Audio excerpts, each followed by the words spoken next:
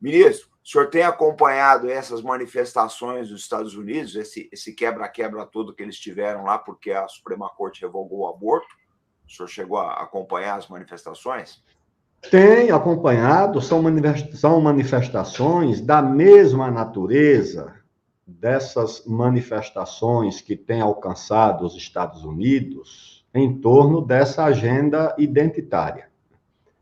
Essas manifestações têm trazido para os Estados Unidos uma fragmentação, uma fratura. A palavra talvez mais adequada, o vocábulo seja fratura. É uma sociedade fraturada.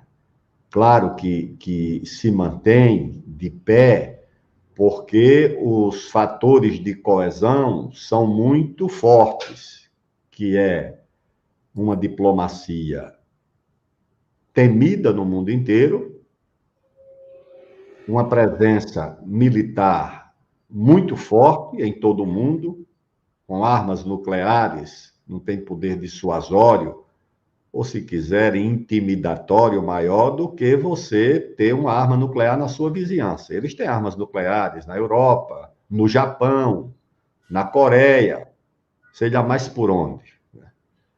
Eles têm a presença do dólar, não é por acaso que controlam os sistemas de pagamento e de compensação em moeda estrangeira em todo o mundo.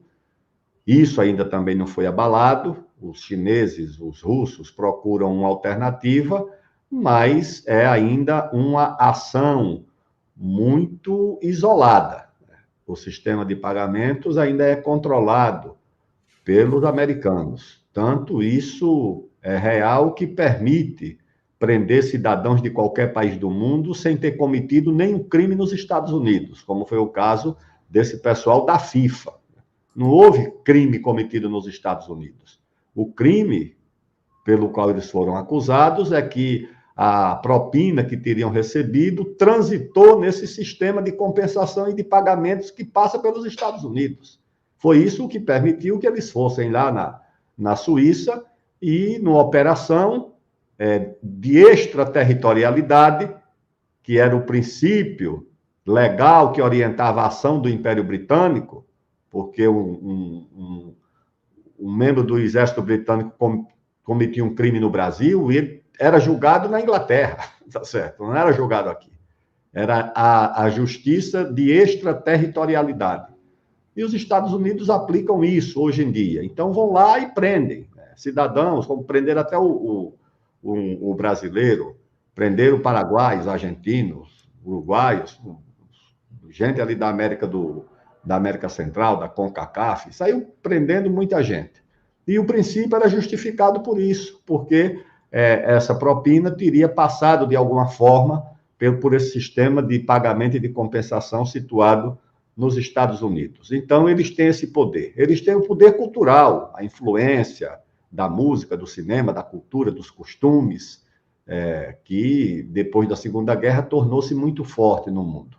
Tudo isso eles têm. Então, isso exerce, de certa forma, um efeito amortecedor da fratura, do desgaste das divisões internas. Mas isso já avançou muito, que é um fenômeno da Europa Ocidental. Eu assinava aquele jornal espanhol, o El País, e julgava até um jornal interessante, informativo, com colunas de articulistas muito bem informados. Depois o El País virou um panfleto identitário, não tem outra agenda, virou um jornal inútil.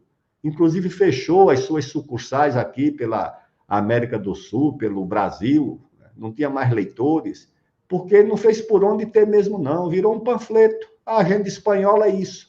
A agenda espanhola, quem cuida na economia e nos assuntos importantes é a União Europeia. E eles cuidam da agenda identitária, da agenda dos costumes, do comportamento. É isso que a Europa Ocidental e os Estados Unidos vão fazendo. E, naturalmente, isso vai cobrar um preço. Por quê? Porque o mundo oriental, a Ásia e a Rússia não estão com essa agenda, tá certo? Estão com outra agenda, a agenda de manter a coesão das suas populações, de manter o nacionalismo como um elemento importante da sua sobrevivência. E no caso dos Estados Unidos, né, essa sociedade vai sendo exposta, como esse episódio aí dessa decisão da Suprema Corte, é como se a decisão da Suprema Corte fosse uma ameaça ao país. É ameaça a uma agenda, tá certo? Que muitos países sobrevivem sem ela. Aqui eu não estou entrando no mérito do quanto é justo ou injusto o país adotar a legalidade do aborto. Não estou discutindo isso. Mas o que eu estou discutindo é que muitos países sobrevivem sem esse dispositivo legal. Mas parece que ali é o fim do mundo. Aliás, a minha lembrança na presidência da Câmara é que essa agenda do aborto era um ponto de encontro de forças conservadoras e progressistas, por razões diferentes. Os progressistas defendiam o aborto dizendo que isso era um passo na libertação da mulher. E os conservadores diziam que o aborto era um passo no combate à criminalidade, porque, como diziam eles, a adoção do aborto ia reduzir a taxa da natalidade nas áreas mais pobres e, com isso, ia diminuir a criminalidade. Você veja o argumento. E esses argumentos se encontravam nessa agenda, tá certo? Nessa agenda que, no fundo, é uma agenda neomalthusiana. Desse a ele o verniz que se queira dar, tá certo? Pode pintar do jeito que for, mas, no fundo, é uma agenda neomalthusiana.